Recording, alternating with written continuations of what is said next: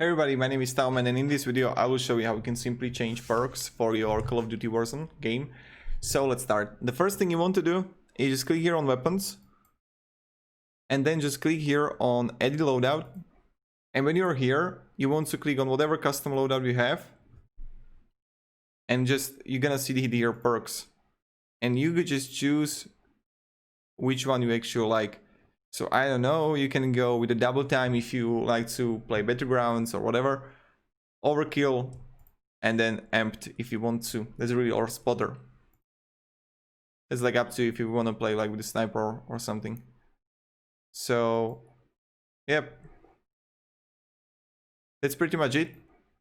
If you have any questions, ask them down in the comments. Have a great day and goodbye.